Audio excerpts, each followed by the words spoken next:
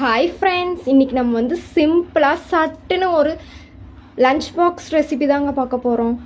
மாங்காய் மல்லி சாதம். வாங்க எப்படி பண்ணுறதுன்னு பார்க்கலாம். ஒரு பேனில் 2 டேபிள் ஸ்பூன் ஆயில் சேர்த்திக்கலாம். 1/2 டீஸ்பூன் கடலைப்பருப்பு, 2 பச்சை மிளகா, கொத்தமல்லி தழை ஒரு கைப்பிடி, நல்லா வணக்கிக்கலாம். வணங்கிருச்சு. இதை வந்து நம்ம ஆற வச்சிடலாம்.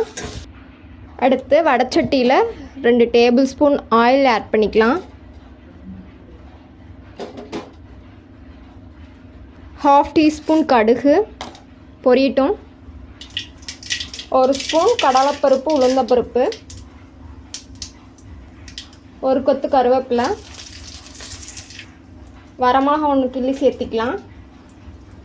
4 பல் பூண்டு தட்டி சேர்த்திக்கலாம். ஒரு மீடியம் சைஸ் வெங்காயம் கட் பண்ணியிருக்கோம், இதையும் சேர்த்திக்கலாம். வெங்காயம் ஒரு பக்கம் வணங்கட்டும்.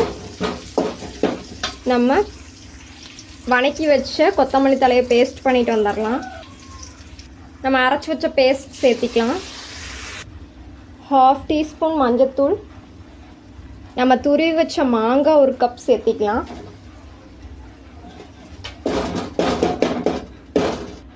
2 ஸ்பூன் உப்பு சேர்த்திக்கலாம்.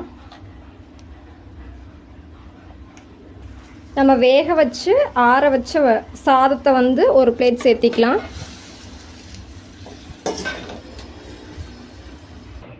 நம்மளுடைய மாங்காய் மல்லி சாதம் ரெடிங்க.